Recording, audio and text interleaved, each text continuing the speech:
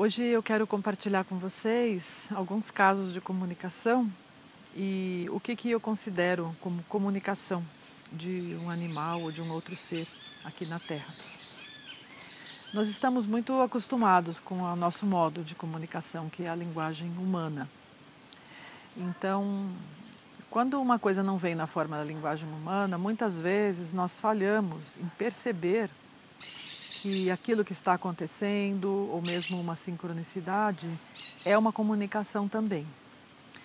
Só que quando você entra no caminho da comunicação intuitiva com animais, começa a ter mais familiaridade com isso, você começa a ter uma sintonia melhor para as coisas mais sutis que acontecem no dia a dia e começa a perceber os outros tipos de comunicação à sua volta, através dos acontecimentos, não só acontecimentos entre pessoas, mas todo tipo de acontecimento. Até algo que você não teria traduzido como uma mensagem, começa a aparecer claramente como uma comunicação. Mas eu vou começar com um caso de um gato que fez parte da minha infância. A minha mãe era muito ligada com gatos, ela adorava gatos. E nós tivemos, durante a nossa vida, vários gatos que passaram pela casa, pela vida. E houve uma gata que foi levada para ser castrada, com muita relutância. Minha mãe nunca foi favorável à castração de animais, ela tinha a maneira dela de pensar, mas essa gata foi para passar pela cirurgia de castração. E quando ela voltou para casa, ela chegou anestesiada, estava na caixinha e estava meio grogue. Mas quando ela ficou boa, acordou bem acordada, na hora que ela acordou, que ela ficou boa, não sei se isso foi logo no dia seguinte, eu era bem pequena ainda, ela se mudou para o vizinho. Ela foi embora. Ela foi embora. E ela nunca mais morou na nossa casa. Acordou da cirurgia, foi embora. Depois de muito tempo, ela começou a aparecer no muro, ela vinha de vez em quando no muro, que era um muro alto, e olhava para a nossa casa, ela dava uma olhadinha e ia embora. E aquilo me marcou bastante, assim, eu fiquei bem tocada com aquilo, nós gostávamos muito dela. E o comportamento dela não deixou margem de dúvida sobre o quanto que ela tinha ficado ofendida, triste, chateada e contrariada com o fato de nós pegarmos ela, colocarmos numa caixinha, levarmos no veterinário, castrá-la, trazendo-a de volta para casa. Hoje em dia, no trabalho da comunicação intuitiva com animais, eu ensino para as pessoas que quando elas forem levar um animal, não estou nem falando de castração, de cirurgia, estou falando quando for tirar o animal de casa para qualquer coisa que seja para levar no veterinário, para levar para viajar, para levar para qualquer coisa, eu ensino as pessoas a consultarem o animal. Ou se não houver espaço para consultar, para perguntar o que ele quer, pelo menos falar para o animal o que vai acontecer.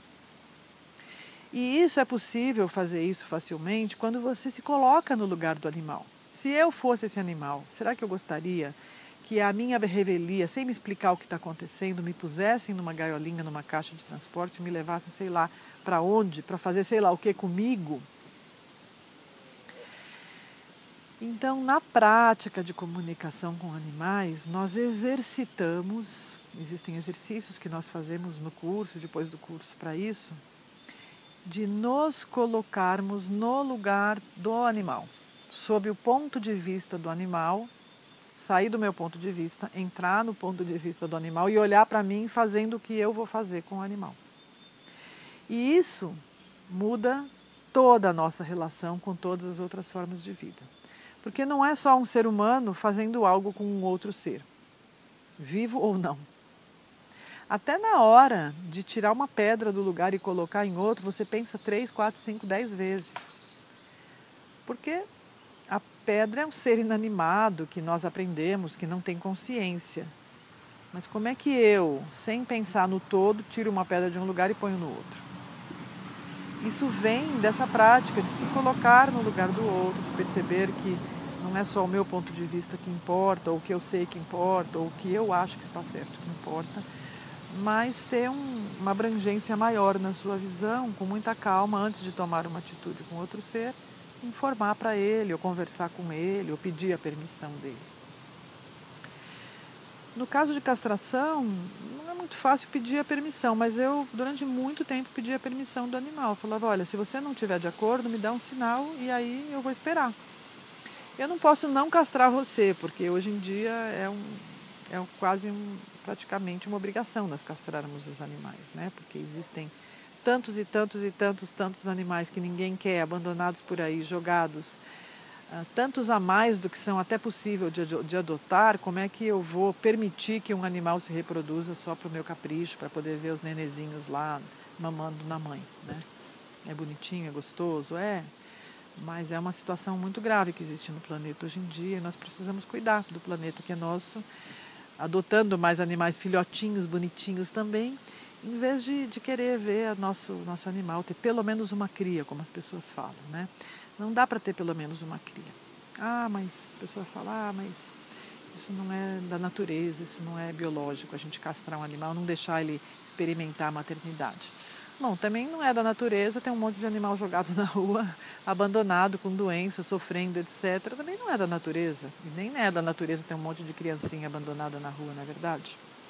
Então a gente tem que pensar melhor sobre a nossa responsabilidade. Então, a gente explica para o animal tudo o que está acontecendo no reino animal e pede a permissão dele para, com anestesia, com todo o cuidado, com o veterinário e a gente acompanhando amorosamente, que a gente possa castrá-lo para que todos os outros animais que tenham a possibilidade de um dia virem a ser adotados, possa acontecer isso com a bênção da expansão da consciência do ser humano em relação a esse assunto.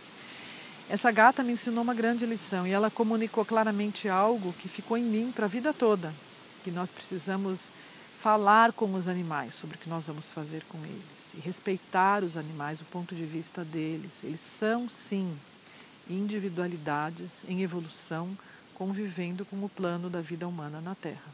E nós precisamos acordar para isso. Os outros animais com os quais eu passei a conviver ao longo da minha vida, dentro da minha consciência do possível, fui aprendendo a me comunicar com eles, a perguntar para eles, a respeitar. Algo que eu não necessariamente nasci sabendo, mas aprendi, cultivando um pouquinho de sensibilidade e de respeito com as outras formas de vida. Hoje, mais do que nunca, isso também é mais necessário do que nunca, nós sermos menos invasivos e aprendermos a cuidar melhor do nosso planeta.